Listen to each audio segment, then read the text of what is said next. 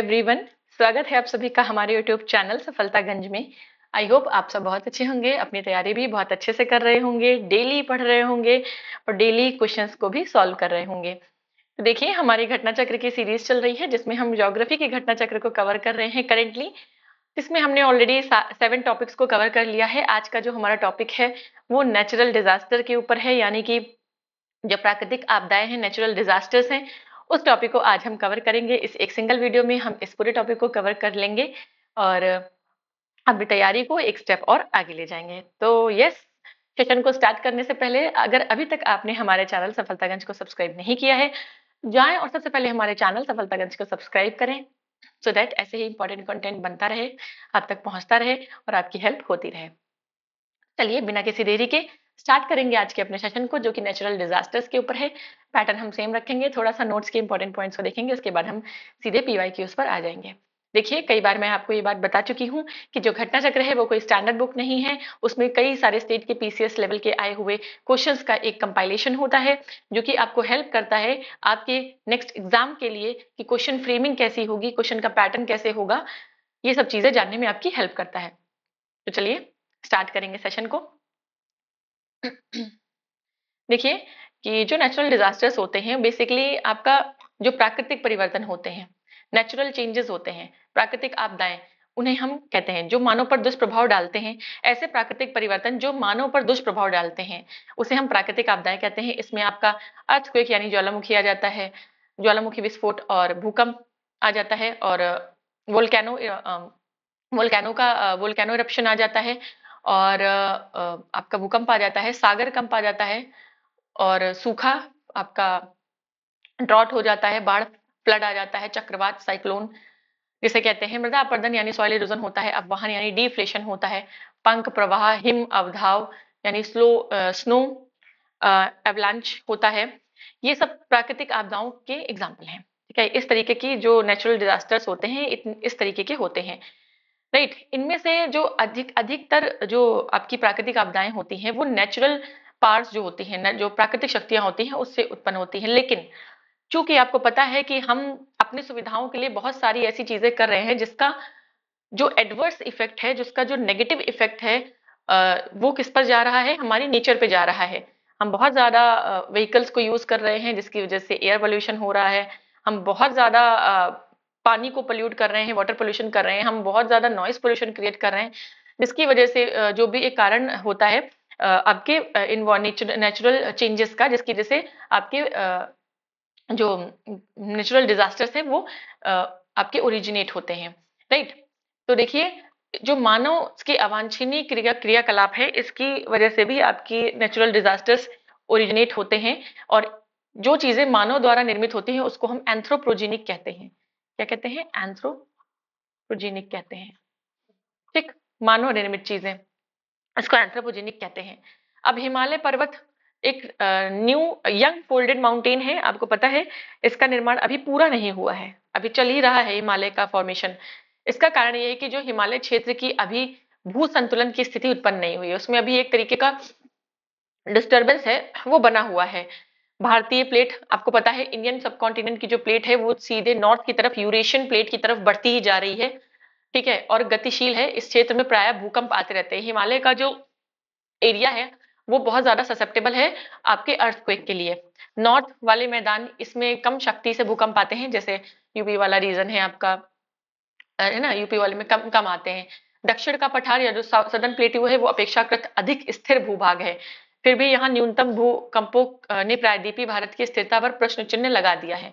तो southern plateau है, ये भी स्टेबल है, लेकिन यहाँ भी थोड़े बहुत आते रहते हैं। अब देखिए, जो हमारा इंडियन मेट्रोलॉजिकल डिपार्टमेंट है, मेट्रोलॉजिकल क्या होता है? मौसम विभाग। ठीक है, मेट्रोलॉजी का मतलब होता है मौसम। जो हमारा इंडियन मेट्रोलॉजिकल डिपार्टमेंट है, आईएमडी है, और जो अदर एजेंसीज हैं, उन्होंने जो डेटा दिया है उसके हिसाब से जो इंडिया है हमारा, ये देखिए, इंडिया, जो इंडिया है उसमें earthquake resistant design code of India, ठीक है, ये तैयार किया गया है, जो भारत के भूकंपी क्षेत्रीकरण मानचित्र यानी सेस्मिक जोनिंग मैपिंग का काम करता है। और ये बताता है कि किस एरिया में, मतलब किस इंटेंसिटी का अर्थक्वेक आ सकता है। तो इस सेस्मिक जोनिंग मैपिंग के बेसिस पे जो है हम इंडिया को भूकंप प्रवणता यानी कि आपका जो अर्थक्वेक ससेप्टिबिलिटी है उसके बेसिस पे 4 जोन में डिवाइड कर सकते हैं। ठीक है, ये क्वेश्चन आ सकता है आपका, कितने जोन में डिवाइड कर सकते हैं? तो 4 जोन में डिवाइड कर सकते हैं। राइट, देखिए जितने ये आपके इस तरीके के बॉक्स वाले हैं ये अति प्रचंड हैं। खैर थोड़ा चार एक बार चारों वो पढ़ लेते हैं। तो देखिए एक तरफ जोन है और एक तरफ इंटेंसिटी है। देखिए 1 से स्टार्ट नहीं है, याद रखिएगा, यहाँ पे 2 से स्टार्ट है। जो सेकंड है उसको हम अल्प तीव्र जोन कहते हैं, यानी लो डैमेज जोन कहते हैं। थर्ड वाला डैमेज टू बिल्डिंग है, फोर्थ वाला डिस्ट्रक्शन ऑफ बिल्डिंग है, और 5 वाला वेरी हाई डैमेज कॉज करता है। तो 4 कैटेगरी है, 2, 3, 4, 5। राइट, 1 से स्टार्ट नहीं है, 2, 3, 4, 5 कैटेगरी है। और 2 में आपका लो डैमेज होता है, 3 में आपका डैमेज टू बिल्डिंग होता है, 4 में आपका डिस्ट्रक्शन हो जाता है, और 5 में तो हाई इंटेंसिटी का होता है और काफी ज्यादा डैमेज होता है। तो देखिए इस तरीके से 2 वाली ऐसे जो सीधी लाइंस हैं वो 2 वाला जोन दिखा रही है। ये देखिए ये 2 वाला जोन है, इधर ये 2 वाला जोन है, ये भी 2 वाला जोन है आपका, ये 2 वाला जोन है ना, ये 2 वाले जोन है। देखिए जो 5 वाला जोन है अति प्रचंड वाला, वो कहाँ आ रहा है? देखिए आपका नॉर्थ ईस्ट सिक्किम, है ना, नॉर्थ ईस्ट का पूरा एरिया है ये, सिक्किम वाला एरिया है, असम। और इधर से देखिए बिहार का कुछ पार्ट है, यूपी का कुछ ऊपर पार्ट है, आपका ये लखीमपुर वाला जो बेल्ट आ जाती है वो। और ये देखिए पूरा हिमाचल प्रदेश, जम्मू कश्मीर, लद्दाख, जम्मू कश्मीर, हिमाचल, उत्तराखंड, राइट, थोड़ा पार्ट ऑफ हरियाणा, और ये सब पूरा आ जाएगा किसमें, इसमें काफी ज्यादा इंटेंसिटी। और ये देखिए इधर गुजरात का, गुजरात का जोन जो है ये भी हाई इंटेंसिटी 5 में आता है। तो यहाँ से आप देख सकते हैं सेकंड मध्यम वाले में ये देखिए पूरा सदर्न पेनिनसुला है।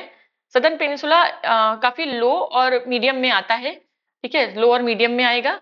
और जो ऐसे आपकी टेढ़ी आपकी हॉरिजॉन्टल लाइंस है ये गहन तीव्रता वाला क्षेत्र है। तो ये गहन तीव्रता में आपका ये वाला पार्ट आ जाएगा, देखिए गहन तीव्रता में आ जाएगा। तो इस तरीके से यहाँ से आप देख सकते हैं, एक अंदाजा लगा सकते हैं कि लक्षद्वीप जो है वो गहन तीव्रता में आता है, यानी फोर्थ में आता है, जबकि अंडमान निकोबार जो है वो हाई इंटेंसिटी में आता है। आपको पता भी है कि जो अंडमान निकोबार है वहां पर इंडिया का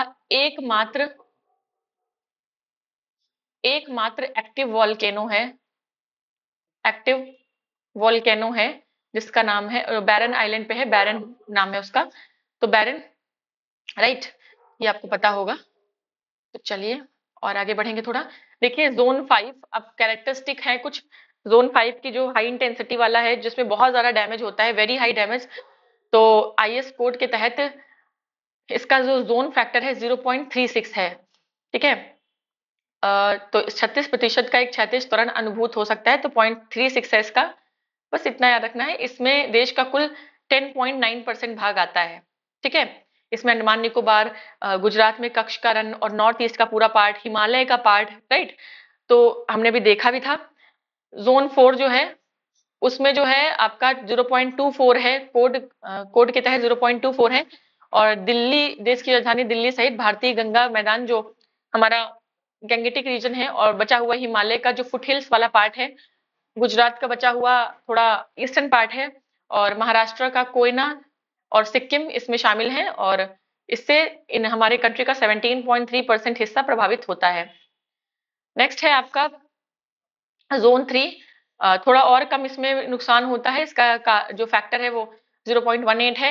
Lakshadweep, western Ghats, peninsular India, rift वाले जो एरिया है, उत्तर प्रदेश की राजधानी लखनऊ सहित गंगा मैदानों का दक्षिण भाग इसके अंदर आता है।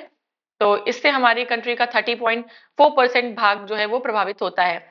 नेक्स्ट है आपका जोन 2, इसका जो क्षेत्र कारक है आईएस जो कोड है वो आपका 0.10 है, और जोन 1 और 2 के समाहित कर देंगे तब जोन 2 का निर्धारण किया गया। अब आप कहेंगे कि आपने मैम 2, 3, 4 और 5 पढ़ाया, क्या 1 से स्टार्ट होता है, क्या 1 नहीं होगा? तो देखिए 1 बहुत लो इंटेंसिटी का होता था, तो 1 और 2 को कंबाइंड करके एक सिंगल बना दिया है 2। ठीक है, पहले 1 होता था। इससे हमारे कंट्री का 41.4% एरिया जो है वो अफेक्ट होता है। और पेनिनसुलर इंडिया जो है हमारा वो मोस्टली इसी कैटेगरी में आता है। कर्नाटक प्लेट्यू का जो पार्ट है वो इसी के अंतर्गत आता है। और सबसे कम भूकंप प्रभावित क्षेत्र है ये। सुनामी आप सभी जानते हैं, सुनामी एक जापानीज वर्ड है। सू का मतलब है हार्बर, मतलब काफी तेज। हार्बर का मतलब होता है काफी तेज, प्रचंड। और नामी का मतलब है वेव्स, काफी जो हाई पावर वेव्स होती हैं उसको हम सुनामी कहते हैं। भारत में कि high powered committee on disaster management की रिपोर्ट 2001 के अनुसार सुनामी जो एक्चुअली क्या होता है, समुद्र में भूकंप आता है। अभी आपने सुना कि लैंड पे आपका भूकंप आता है, बिल्डिंग्स हिलने लगती हैं, गिर जाती हैं ज्यादा तेज अगर होता है। लेकिन जब समुद्र में भूकंप आता है, नीचे से हलचल होती है और समुद्र में भूकंप आता है तो सुनामी आती है।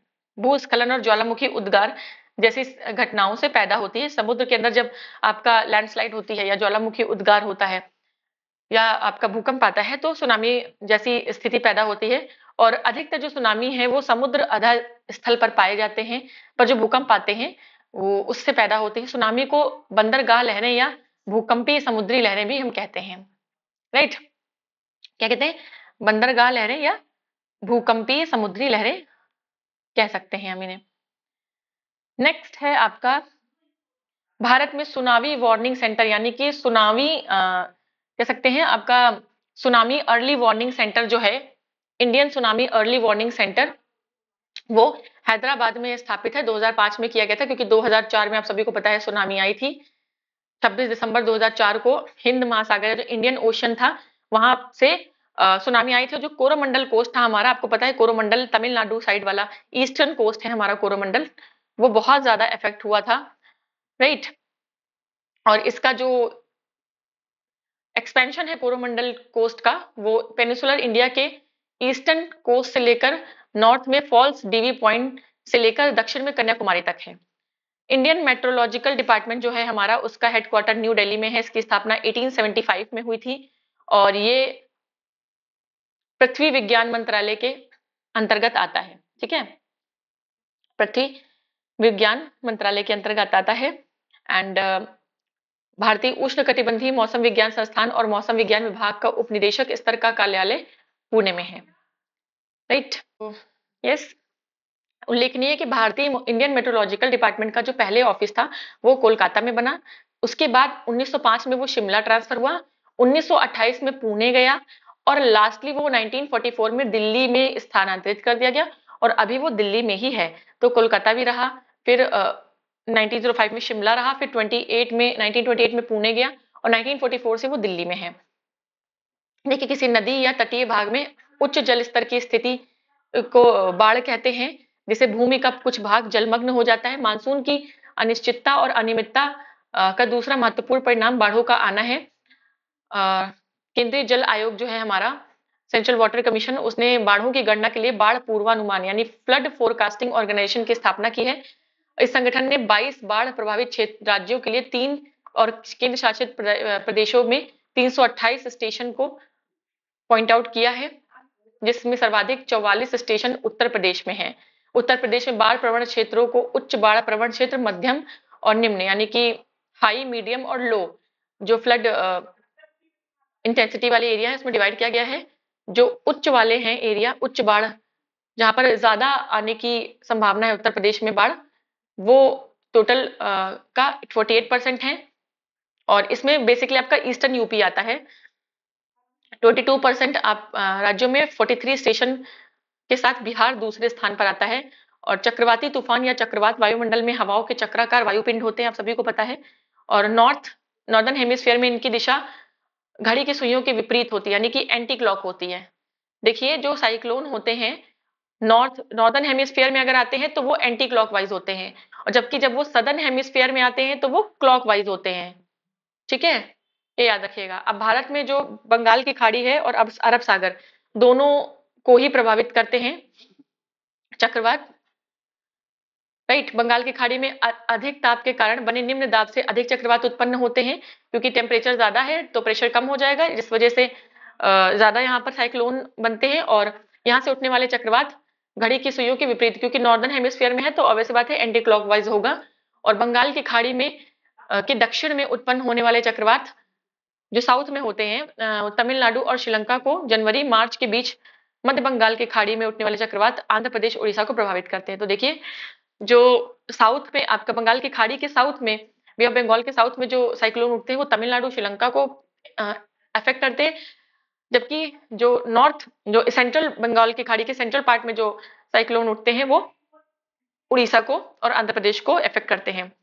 मानसून काल जून सितंबर के मध्य इन चक्रवातों की उत्पत्ति मध्य और उत्तरी बंगाल की खाड़ी से होती है, जिससे उड़ीसा और वेस्ट बंगाल सबसे ज्यादा प्रभावित होता है। और उड़ीसा चक्रवात, बाढ़, सूखा तीनों से ही बहुत ज्यादा प्रभावित राज्य है, याद रखिएगा। उड़ीसा बहुत ज्यादा प्रभावित राज्य है। और गुरुत्वाकर्षण के प्रभावाधीन चट्टान और मिट्टी के अचानक ढलान के नीचे की ओर खिसकने की क्रिया को भूस्खलन कहते हैं, ये सभी आप जानते हैं। और हिमालय में भूस्खलन की आवृत्ति में वृद्धि हुई है, मतलब ज्यादा फ्रीक्वेंसी से ज्यादा, बहुत ज्यादा नंबर ऑफ लैंडस्लाइड बढ़ गए हैं हिमालय में। और जिसकी वजह से, और इसका कारण क्या है कि लोग सड़क बना रहे हैं, बांध बना रहे हैं, और जो एंथ्रोपोजेनिक एक्टिविटीज हैं, जो मानवीय क्रियाकलाप हैं, उसकी वजह से। और भारत में आपदा प्रबंधन निवारक हेतु संरक्षी उपाय तैयारी, मानवों पर आपदा को प्रभाव कम करने के लिए देश में पहले आपदा प्रशिक्षण संस्थान की स्थापना लातूर, महाराष्ट्र में की जा रही है, कि लोगों को ट्रेन किया जाए कि जब कोई ऐसा नेचुरल डिजास्टर आए तो आपको क्या करना है। इसके लोगों को ट्रेनिंग देने के लिए एक डिजास्टर कह सकते हैं डिजास्टर ट्रेनिंग सेंटर बनाया जा रहा है लातूर, महाराष्ट्र में। तो ये था हमारा नोट्स का पार्ट। अब हम आ जाएंगे अपने क्वेश्चंस पे। तो चलिए स्टार्ट करेंगे हम अपने क्वेश्चंस को। क्वेश्चन है, 2004 की सुनामी द्वारा भारत के निम्न तटों में कौन सा सर्वाधिक दुष्प्रभावित हुआ था। तो हमने पढ़ाया कि ये देखिए, आप यहां से देखेंगे थोड़ा सा, देखिए आप पेनिनसुलर इंडिया का पार्ट जब बनाएंगे, यहाँ आपका अंडमान निकोबार है। तो अंडमान निकोबार जब आपके साउथ ईस्ट में है, तो ऑब्वियस सी बात है कि आपका साउथ ईस्ट एरिया ही अफेक्ट होगा। तो जब सुनामी आई तो जो आपका तमिलनाडु का कोरोमंडल कोस्ट है वो ज्यादा इफेक्ट हुआ। तो कोरोमंडल कोस्ट ज्यादा इफेक्ट हुआ। इसका लॉजिकल रीजन ये है क्योंकि इधर ही साइड अंडमान निकोबार से उठी थी। ठीक है, नेक्स्ट है आपका क्वेश्चन नंबर 2। देखिए अब जो इस तरीके के क्वेश्चन है, देखिए 2016 में आया हुआ एमपीपीएससी का क्वेश्चन है। आपसे क्या पूछेगा, आपसे जो अभी करंट में जो चक्रवात या साइक्लोन प्रभावित कर रहा है वो पूछेगा, राइट। आपका वैसे करंटली अभी कोई नहीं इफेक्ट कर रहा है आज की डेट में, बट एक साइक्लोन था यागी, इसके जो रेमिनेंट्स हैं, इसके जो अवशेष हैं, वो इंटेंसिफाई कर रहे हैं एक नए डिप्रेशन को। तो हो सकता है कि सिग्निफिकेंट रेनफॉल आए ईस्ट इंडिया में, पर्टिकुलरली बिहार, झारखंड, नॉर्थ उड़ीसा, यहाँ पे हो सकता है, राइट। और मई 2024 में आपका जैसे कि अभी आया था रेमल रेमल साइक्लोन आया था, है ना, वेस्ट बंगाल से उठा था। और कोलकाता और ये सबको आपको बहुत इफेक्ट किया था। मिचोंग मिचोंग आपका भी आया था चेन्नई में। यास यास 2021 में आया था, आप सभी को पता है यास 2021 में आया था। तो ये आपका करंट बेस्ड क्वेश्चन है, उस समय आया होगा। तो इस तरीके से आएगा तो आपका यागी का क्वेश्चन आ सकता है, यागी का आ सकता है, बाकी इतना कुछ, या रेमल का आ सकता है, रेमल का मई 2024 में आया था, बाकी इतना कुछ नहीं है। तो जो हुदहुद था, हुदहुद बेसिकली आंध्र प्रदेश के तट को प्रभावित किया था इसने।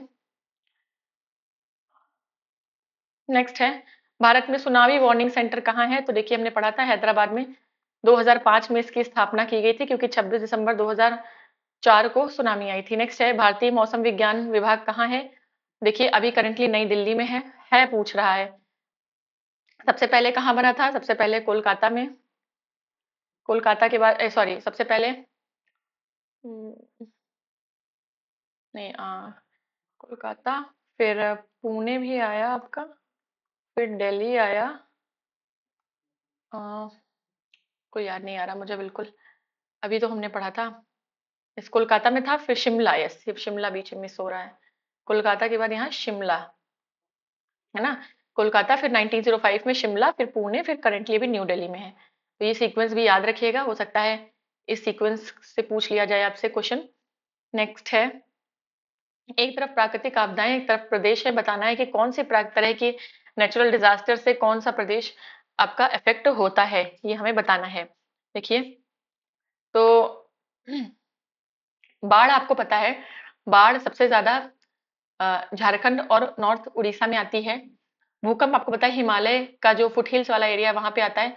सूखा आपका कहाँ पड़ता है? राइट, सूखा आपका कहाँ पड़ता है? सूखा सबसे ज्यादा जो सेंट्रल ईस्ट इंडिया है वहां पड़ता है। चक्रवात सबसे ज्यादा उत्तर प्रदेश और आपका बिहार, नहीं, चक्रवात थोड़ा गलत हो गया। यस, भूकंप सबसे ज्यादा आपका कहाँ आता है? भूकंप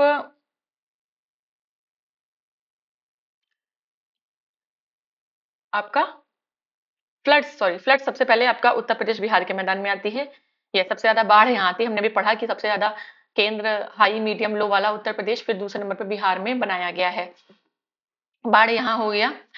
बाढ़ के बाद आपका उसके बाद जो भूकंप है वो सबसे आपको पता है सबसे ज्यादा हिमालय वाले रीजन में और नॉर्थ ईस्ट वाले रीजन में आता है।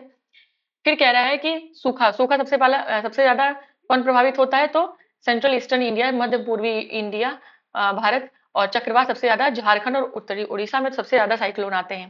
ठीक है, बाढ़ यूपी में, यूपी और बिहार में आपके मैदान में।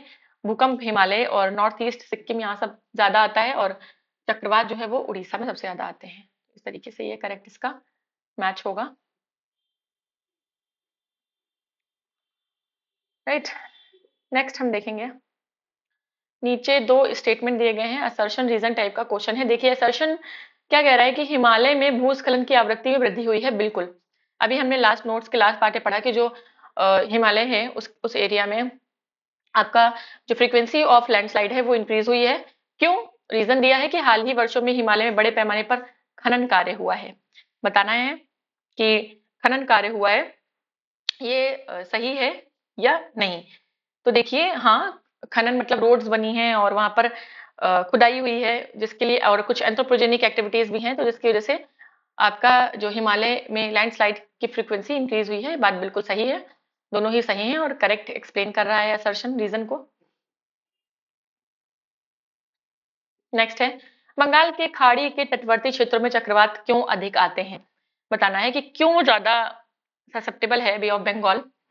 फ्रीक्वेंट कोस्टल एरियाज, फ्रीक्वेंट है कोस्टल एरियाज और जो बे ऑफ बंगाल की साइड पड़ते हैं वहां पर क्यों आपके साइक्लोन जो है बहुत ज्यादा फ्रीक्वेंट है। तो देखिए बंगाल की खाड़ी में अधिक गर्मी के कारण, तो देखिए आंसर तो हमें यही मिल गया है। बंगाल की खाड़ी में ज्यादा टेम्परेचर होता है जिसकी वजह से प्रेशर कम होता है, और टेम्परेचर ज्यादा होने की वजह से जो एयर होती है वो हल्की हो जाती है, और हल्की होने के कारण वो ऊपर उठने लगती है।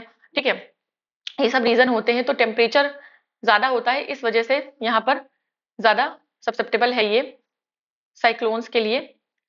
राइट, ये देखिए यहाँ लिखा है बंगाल की खाड़ी में अधिक ताप के कारण जो प्रेशर है वो कम हो जाता है और अधिक चक्रवात उत्पन्न होते हैं। और देखिए बंगाल की खाड़ी में जो क्योंकि नॉर्दर्न हेमिस्फीयर में है हम, तो जो साइक्लोन आते हैं वो एंटी क्लॉकवाइज विपरीत दिशा में घूमते हैं। वामावर्त जिसे दक्षिणावर्त और वामावर्त, आई डोंट रिमेम्बर करेक्टली कि अभी वो उसको क्या कहते हैं हिंदी में, लेकिन वो एंटी क्लॉकवाइज जो जिस तरह साइड घड़ी की सुई जाती है उसके ऑपोजिट वो घूमते हैं, एंटी क्लॉकवाइज। राइट, चलिए नेक्स्ट है, वेस्टर्न कोस्ट की तुलना में ईस्टर्न कोस्ट चक्रवातों द्वारा अधिक प्रभावित होता है। यस, ये बात सही है कि पश्चिमी तट की तुलना में जो आपका पूर्वी तट है वो ज्यादा प्रभावित होता है। रीजन दिया है कि भारत का पूर्वी तट उत्तर पूर्वी व्यापारिक हवाओं की मेखला में पड़ता है। Zone of north east trade winds, तो नहीं, ऐसा नहीं है, नॉर्थ ईस्ट ट्रेड विंड्स में नहीं पड़ता है, ये रीजन नहीं है। उधर जो टेम्परेचर का कुछ कॉन्सेप्ट आता है ना कि ये ट्रेड विंड्स का आता है, तो ट्रेड विंड्स तो आएंगी। यस, नॉर्थ ईस्ट में ट्रेड विंड्स तो आएंगी। उत्तर पूर्वी व्यापारिक हवाओं की मेखला में पड़ता है। यस, मेखला मैं नहीं समझ पा रही थी। अच्छा, जोन, मेखला का मतलब जोन होता होगा। ठीक है, तो भारत का पूर्वी तट उत्तर पूर्वी व्यापारिक हवाओं की मेखला यानी जोन में पड़ता है। तो हाँ, ईस्ट कोस्ट जो है आपका नॉर्थ ईस्ट ट्रेड विंड्स के जोन में आता है, ये भी सही है, लेकिन ये इसका करेक्ट रीजन नहीं है। प्रभावित इसलिए ज्यादा है क्योंकि इधर बे ऑफ बंगाल में टेम्परेचर जो है ज्यादा होता है जिसकी वजह से प्रेशर कम हो जाता है। तो ये दोनों सही है लेकिन करेक्ट एक्सप्लेनेशन नहीं है रीजन असर्शन का।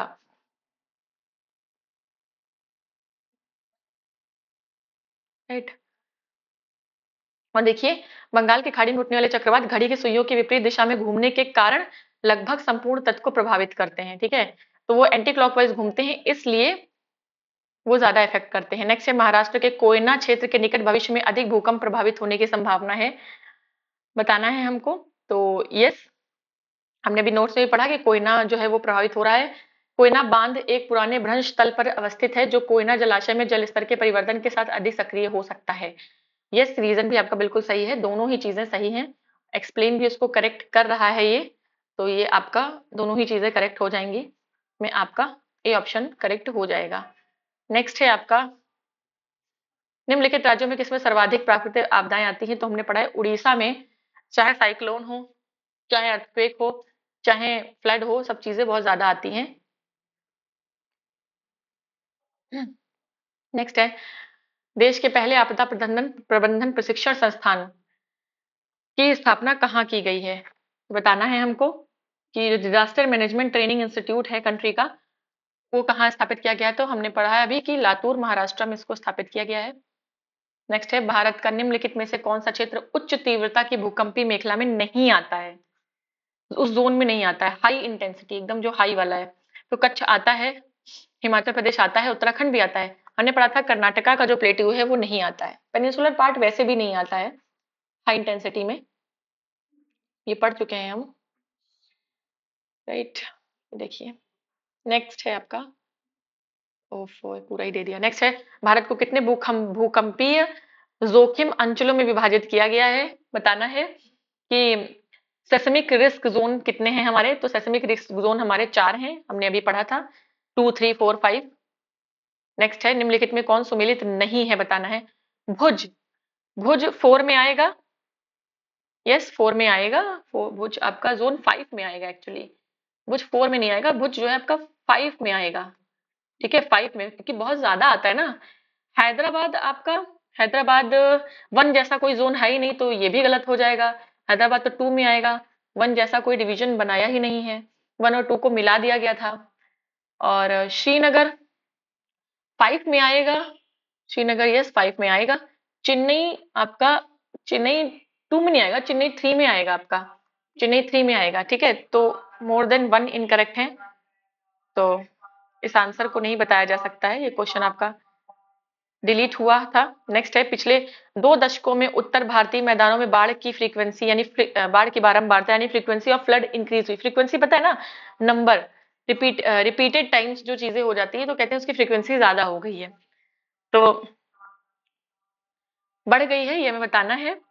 तो यस बढ़ गई है आपका, और रीजन दिया है क्या कि गाद के निक्षेपण यानी डिपोजिशन ऑफ सिल्ट के कारण नदी घाटियों की गहराई में कमी आ गई है, जिसकी वजह से ऐसा हुआ है। तो यस डिपोजिशन ऑफ सिल्ट कम हो गया है, नदी घाटियों की गहराई कम, क्योंकि ज्यादा सिल्ट जमते जमते गहराई कम हो गई है, और इसलिए जो फ्लड है, ऐसे क्या होता है अगर कोई जैसे ये घाटी है, यहाँ से नदी आ रही है तो इसका पानी इसके अंदर भर जाएगा, लेकिन जब ये ऑलरेडी यहाँ तक मान लीजिए भर गया है, सिल्ट से भरा हुआ है ऑलरेडी, तो अब ये कहाँ पानी इसके ऊपर से बह जाएगा और आगे फिर जाकर ज्यादा बाढ़ की कंडीशन जो है क्रिएट कर देगा।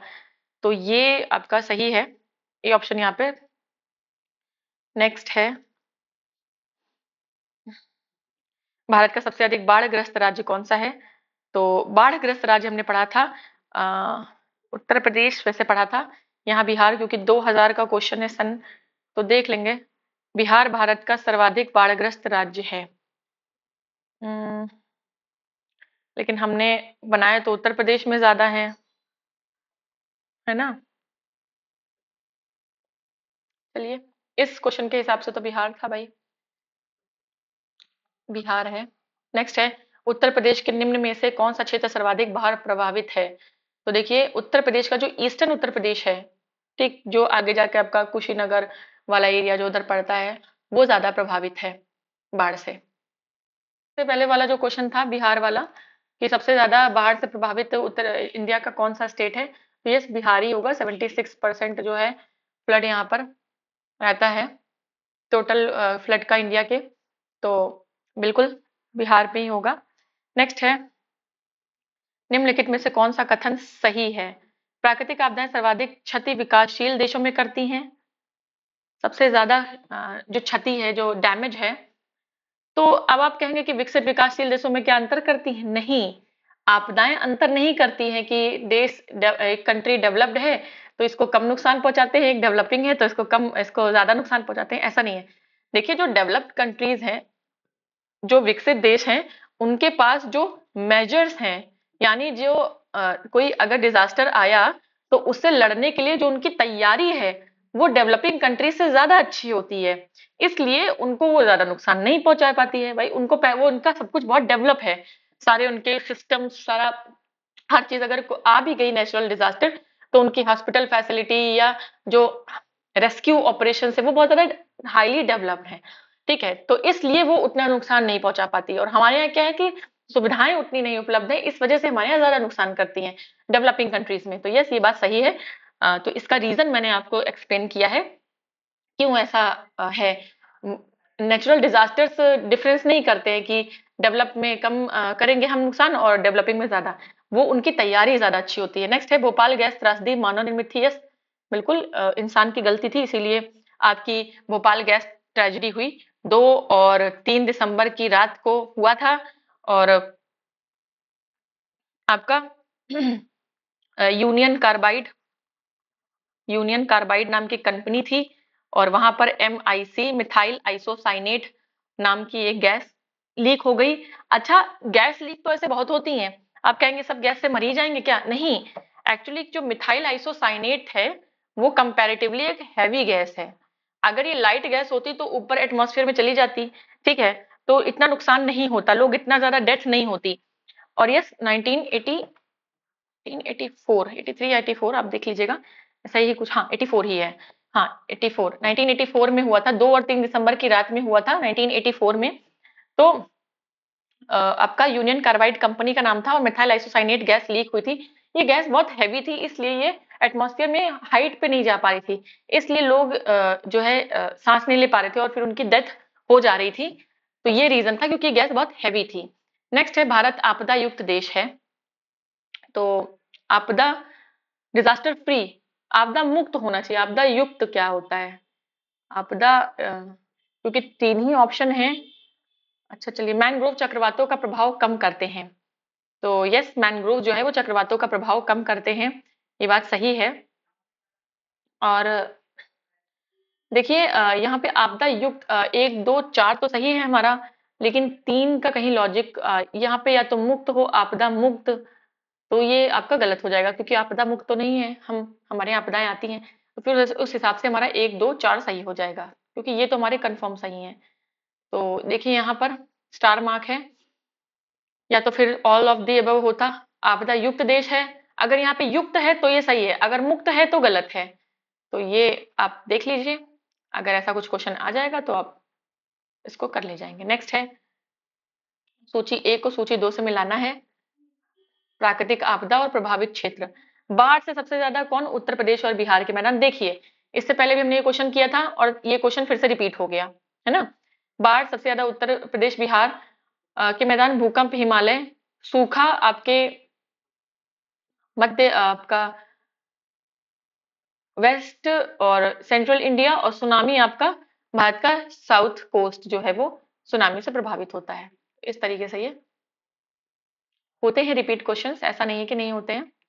ये देखिए एमपीपीएससी 2019 में आया है क्वेश्चन। नेक्स्ट है समुद्र चक्रवाती तूफान तौकते किस सागर में उत्पन्न हुआ था? तौकते जो है वो आपका अरब सागर में उत्पन्न हुआ था। आरो यारो 2021 का क्वेश्चन है ये, राइट।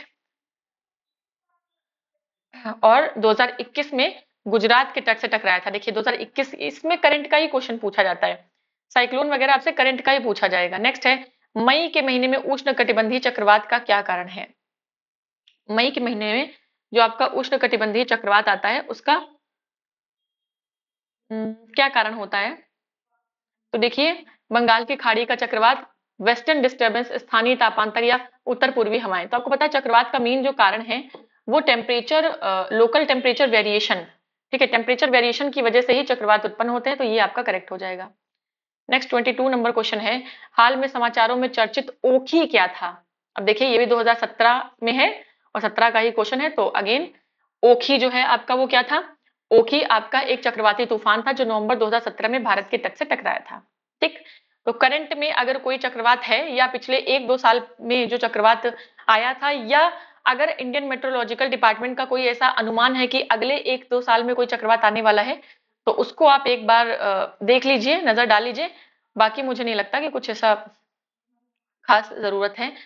यस, तो ये आपका नेचुरल डिजास्टर्स का जो टॉपिक है वो भी अब फिनिश होता है, और इस तरीके से हमने आज अपना एक और टॉपिक कवर कर लिया। नेक्स्ट जो हमारा टॉपिक होगा वो होगा मिट्टियां, यानी कि सॉइल। अब हम सॉइल के बारे में पढ़ेंगे। सॉइल को भी अंदर कई सब टॉपिक्स में डिवाइड किया है, बट हम इसको भी एक वीडियो में ही कवर करेंगे। अब हम बहुत ज्यादा नंबर ऑफ वीडियोस नहीं बढ़ाएंगे, जल्दी जल्दी से अपनी इंडियन ज्योग्राफी को कवर करेंगे। फिर मैं आपका एक मास्टर वीडियो भी बना दूंगी इंडियन ज्योग्राफी का, सो दैट आप क्वेश्चंस देखना चाहें तो आप सीधे उससे केवल क्वेश्चंस रहेंगे उसमें, और क्वेश्चंस को आप सॉल्व कर सकते हैं। यस, तो यस, ये हमारा टॉपिक था आज का नेचुरल डिजास्टर का, जो कि फिनिश हो गया। नेक्स्ट हम मिलेंगे अपने नेक्स्ट सेशन में, जिसमें हम सॉइल के बारे में पढ़ेंगे। सारी सॉइल, ब्लैक और आपकी एल्यूवियल, सारी सॉइल हम पढ़ेंगे, और उससे रिलेटेड पीवाईक्यूज को भी सॉल्व करेंगे। काफी इंपॉर्टेंट टॉपिक है सॉइल, सब क्वेश्चंस आते हैं। सॉइल इरोजन के बारे में पढ़ेंगे, सॉइल कंजर्वेशन के बारे में पढ़ेंगे। पूरे टॉपिक को एक ही वीडियो में कवर करने की पूरी कोशिश करेंगे। तो चलिए, आज के लिए इतना ही ज्योग्राफी में। और यस, अगर आपको हैंड रिटन नोट्स चाहिए करंट अफेयर्स के भी, मंथली, पूरे मंथ के, तो आप जरूर कमेंट बॉक्स में कमेंट करके बताएं। उस हैंड रिटन नोट्स को अगर आपने पढ़ लिया तो आपका 80 टू 90% करंट अफेयर कहीं नहीं जाएगा। 80 टू 90% आपका फंसेगा, क्योंकि मैं 3-4 सोर्सेज से बनाती हूँ करंट अफेयर्स। अगर आप चाहते हैं करंट अफेयर्स की वीडियो, तो जरूर कमेंट बॉक्स में कमेंट करें, तो मैं करंट अफेयर्स की वीडियो भी अपलोड करूंगी। चलिए, आज के लिए इतना ही, मिलेंगे नेक्स्ट सेशन में। वीडियो पसंद आए तो वीडियो को लाइक करें, शेयर करें, कमेंट बॉक्स में कमेंट करें, एंड यस, चैनल को सब्सक्राइब जरूर करें। आज के लिए इतना ही, मिलेंगे नेक्स्ट सेशन में। तब तक के लिए जय हिंद, गुड बाय।